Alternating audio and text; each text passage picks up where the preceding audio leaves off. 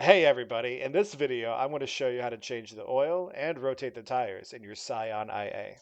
This is something you should do about every 5,000 miles. You'll need the following tools: a floor jack, 4 jack stands, something to remove the lugs with such as a tire iron or impact wrench, a funnel, an oil drain pan, an 8mm socket and ratchet, and an 8mm hex key. You can also opt to get the tool to remove the oil filter to make it easier to remove. For supplies, you'll need the appropriate oil filter and at least 4.4 quarts of 0W20 synthetic blend oil. You can also choose to put full synthetic in the car like I have. Pick up a pack of crush washers as well. I also recommend wearing gloves to keep your skin clean while changing the oil. Before we get started, if you're using a tire iron to remove the wheels, go ahead and loosen the lugs on all 4 wheels. This will make it easier to remove the lugs when the tire is in the air. If you're using an impact wrench, you can skip this step. Next, we need to jack up the car. Approach the car from the side and place the jack underneath the pinch weld on the bottom of the side of the car. Lift it up high enough where you can comfortably slide 2 jack stands under the side of the vehicle. One immediately behind the front wheel and the other right in front of the rear wheel. Slowly lower the jack down. Repeat this step on the other side. Once the car is up on all 4 jack stands, give it a good shove a few times just to make sure it's securely on the jack stands. Now, onto the oil change. Before we go underneath the car, open the hood and prop it open with a hood support located near the front of the engine bay. Remove the engine oil cap on the top of the engine. After that's complete, slide yourself under the car.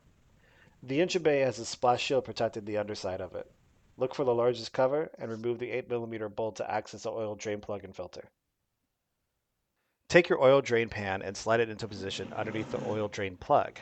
When it first starts to drain, the oil will push out towards the back of the car, so make sure to give yourself enough room to move the pan as needed. Take your 8mm hex key and open the drain plug by rotating counterclockwise. Be careful, the oil may be hot if you've recently driven the car.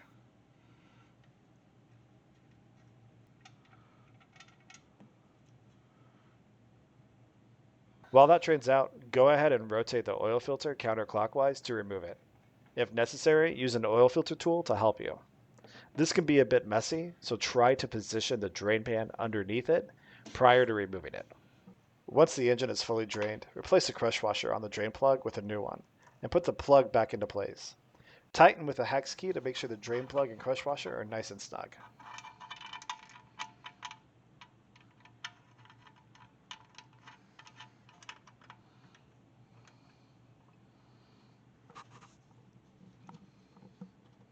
Now, take the new oil filter and run oil along the gasket to help it seal to the engine block. I also like to fill up the oil filter with new oil before I install it. Tighten the oil filter by hand. Once the oil filter has made contact with the engine block, rotate it clockwise an additional half turn to get a good seal. Put the access panel back into place and tighten the 8mm bolt with a socket. Back on top of the engine, place your funnel inside the oil cap and fill up with oil. I like to stop when I'm about 4 quarts in and check the oil level.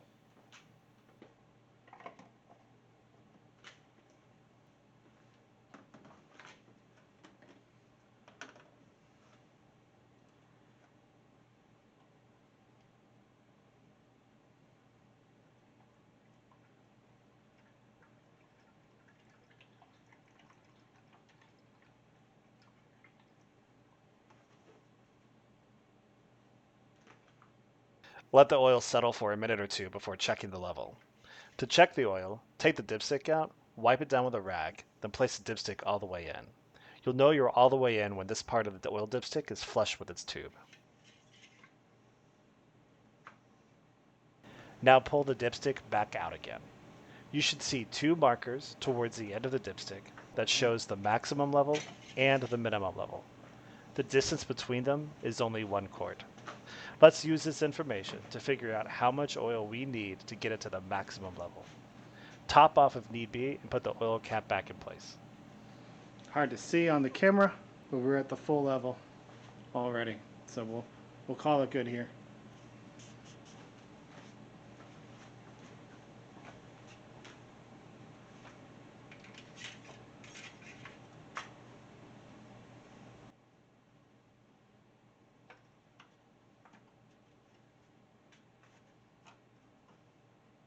For the tire rotation, let's go ahead and remove the tires from the vehicle. If you're using a tire iron, make sure you loosen to the lugs before you jack up the car.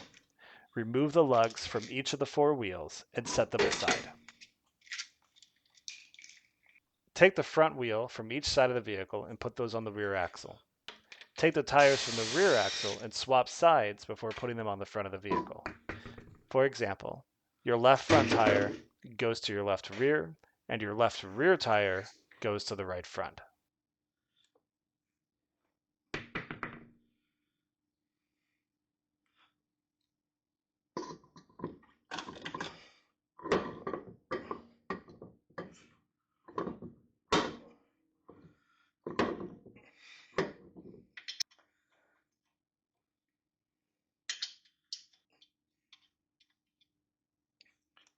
Tighten the lugs up the best you can while the car is still in the air.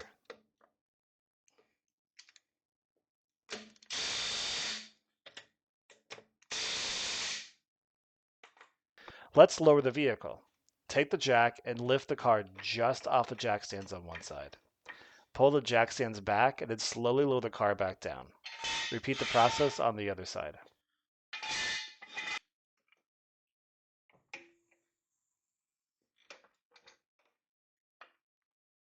Before we go any further, let's make sure your lugs are nice and tight. It's a lot easier to tighten the lugs when the vehicle's sitting on the ground. If you have a torque wrench, great. You can use that to make sure your lugs are nice and tight. I recommend torquing the lugs down to 80 foot-pounds. Turn the car on and take it for a test drive. After your test drive, check the oil level again one more time to make sure we have enough oil. It's good practice to check the oil level regularly to make sure we don't have a leak or too much oil is burning off. I will tell you though, it's not uncommon to have half a quart of oil to burn off over 3,000 miles or so. Thank you for watching. If you want to check out other maintenance videos for the Scion IA, I have those posted to my channel. Please like and subscribe for additional content in the future.